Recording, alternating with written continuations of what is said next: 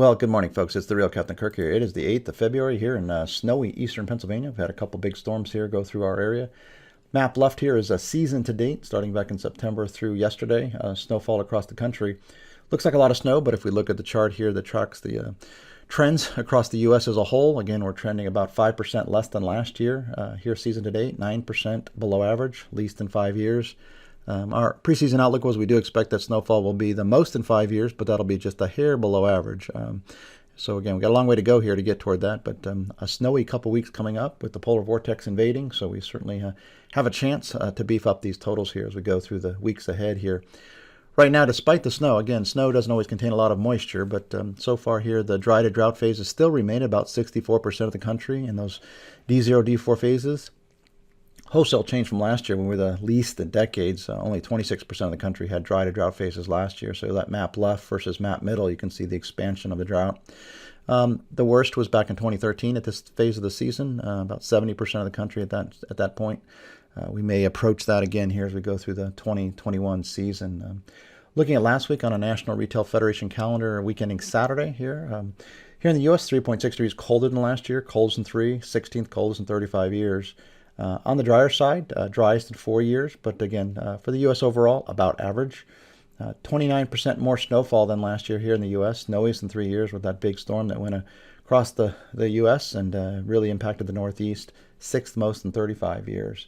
Canada, a slightly cooler. Europe, quite a bit colder, 6.6 degrees colder, coldest in 9 years across Europe. Russia, a bit cooler. China, a bit warmer, warmest in 11 years. Still cool down under in their summer. Australia, coolest in 6 years. India a bit warmer, and Brazil just a tad cooler. Maps inset left are trends versus average. Looking at the second week here of February, obviously we see the influence of the glancing shot here of the polar vortex invading the central U.S. with sub-zero temperatures. 9.1 degrees colder than last year, coldest in 35 years. That makes it the second coldest in 36 years. We'd have to go back to 1986 to see something this cold. So very, very cold, obviously, in the central U.S. Driest in 4, 6th wettest in 36 years, above average on that front, and number 1 snowiest in 36 years. So a lot of that green on the map is liquid equivalent of precip, but a lot of that is going to be snow across the northern tier of the country here. Looking at the 6-day snowfall maps, you'll see that if you were to pick Winnipeg, there's probably not going to be a lot of snow there because it's in the middle of the polar vortex, at least the glancing shot of it. But we'll see a snowfall all around the periphery of that. So again, a system Tuesday, light system going through the east. Another system developing in the Midwest on Wednesday in Illinois, and that expands, again, a moderate to slightly heavy event here as it gets back into our area here. We're kind of snowbound here in eastern PA, and it looks like we got a couple more systems here Tuesday, Thursday. And then Friday, again, that system exiting the East Coast and another system out toward the Rockies. So a parade of moderate snow events across the country. So again, that's in part why just widespread moderate snowfall, making it the snowiest in 36 years across the U.S. overall.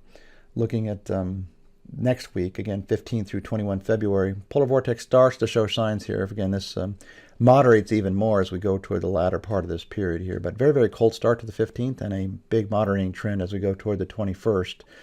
So the polar vortex will begin to lift out a bit. Week overall, still 5.3 degrees colder, making it the coldest in 6 years, third coldest in 36 years. So obviously much below average on that front.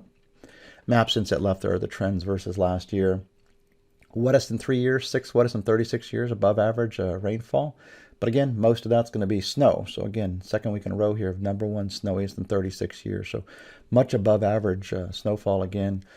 We can see the influence of this polar vortex here. Again, getting the, not the full blunt of it, but certainly a chunk of it heading into the U.S. for the first time this winter here.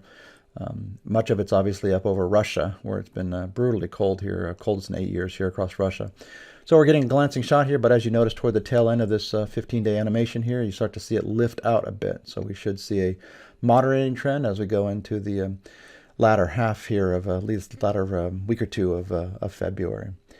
We'll look at these world trends here on a 2-week aggregate. So this is 8 through 21 February. This is big map is now temperatures versus average. We see obviously very, very cold across almost coast to coast across Canada, Australia.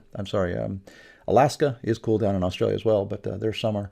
Very cold North America and very bitterly cold, obviously, in Europe and Russia. So with that, folks, we hope you have a great week, and we will be back here again this time next week.